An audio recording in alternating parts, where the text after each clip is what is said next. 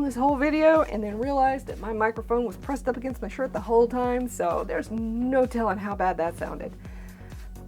This is the Love Letters album, and this album's dimensions are 5 inches wide by 8 inches tall, and the spine is 2.5 inches. If I could go back and change one thing about this album, it would be the spine. I would probably add another 1/4 inch to each of these gussets and bring the spine out to another 1, 2, 3, 4, 5, 6, a little over 4 inches, I think, because without photographs in it, this album is already starting to alligator, which means that the open end of the album is wider than the spine. This is the back of the album. It's flat, but I love this image. It reminds me of Albuquerque. Because for years my parents used to go to the balloon fiesta and bring back photographs. And on the spine, we have a shaker element. This is actually a frame. Let me see if I can get a hold of.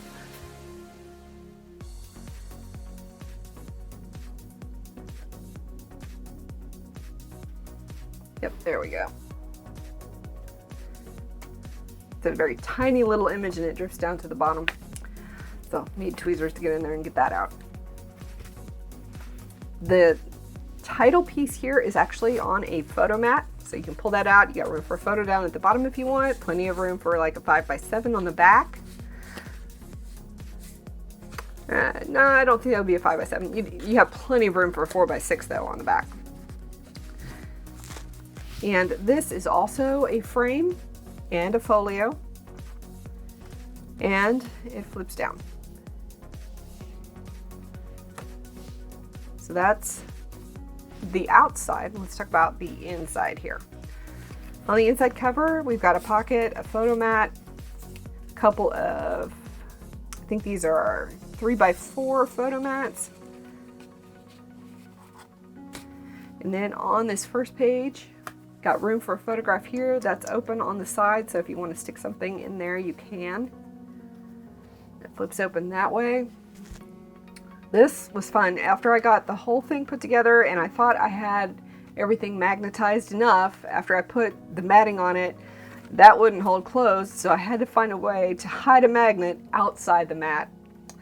That was the solution that I came up with, so there is a magnet directly under that little postage stamp thing. And we've got some 3.5 by 4.5 photo mats in here, which I'm going to take out to show you all the tuck spots and stuff. And then this whole thing flips up to reveal this image and another photo mat. You got plenty of room for a 4x6 here or 3x4s. The whole album put together holds probably about 125 images. I counted up through the 3rd fin, and at that point I was over 100. So these are pockets right here. There's a couple of angled pockets.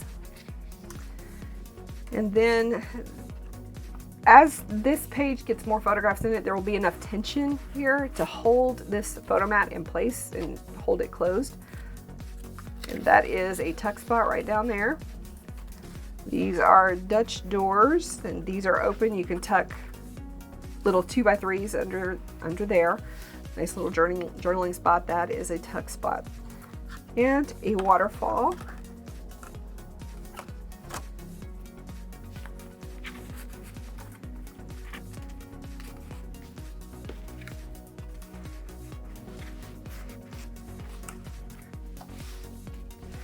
And since there's so much going on over here on the left side of the page, I kept the right side pretty smooth. This is just an accordion.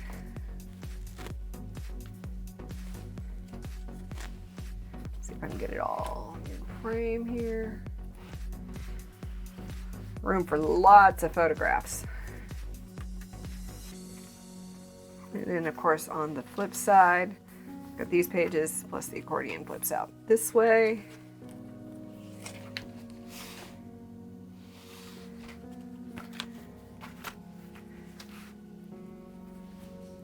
And now we're on page 8. These little flaps flip up This is not a tuck spot. That's actually hiding a magnet right there. And you got room for a 3x4 right there. And that is a pocket. That opens that way and that way. You got room for 2x3s here and a 3x4 here. The largest size photograph this album can hold is a 4x6. But there's plenty of room for 3x4s. So this little flap flips down, and that lets these little doors open to another accordion that fits 3x4 photographs.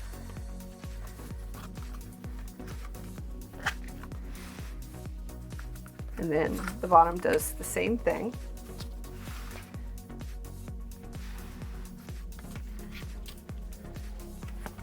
And then both flip this way.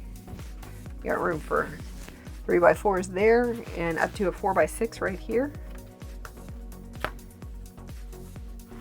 And at this point, the album had started to build so much bulk that I started modifying the design. This page originally was going to have stacked pockets on both sides, but I decided to eliminate the stacked pockets on the outside. You still have the stacked pockets on the inside. And an interactive waterfall. This is the first one I've ever done. I think it turned out pretty well.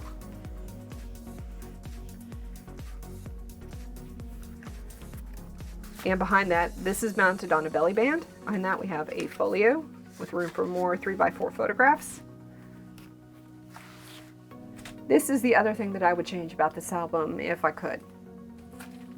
I do like the envelope flip out and then pull a photo mat out from a hidden pocket. I would probably alter the design of the envelope flap so that we wouldn't have this overhang. That just slides right back into the pocket, and then that flips open.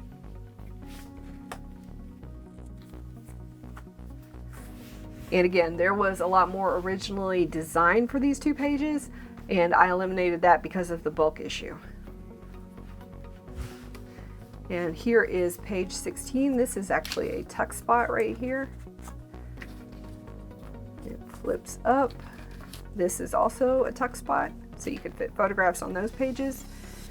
And we've got some 2x3 photo mats and some 3x4 photo mats tucked into stacked pockets. And then on the back cover, it's a mirror of the front cover.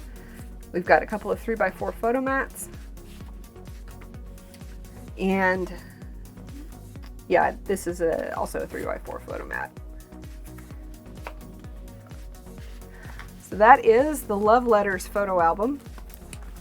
The next video in this series will be the embellishments video, where we'll create the embellishments like these flowers and the envelope and some of the shaker elements and this little frame, some of the shaker elements inside the album. And then start building the album itself. And if you would like to see how all this is constructed, be sure and subscribe and ring the bell. And if you enjoyed this video, give me a like. That really helps out the channel.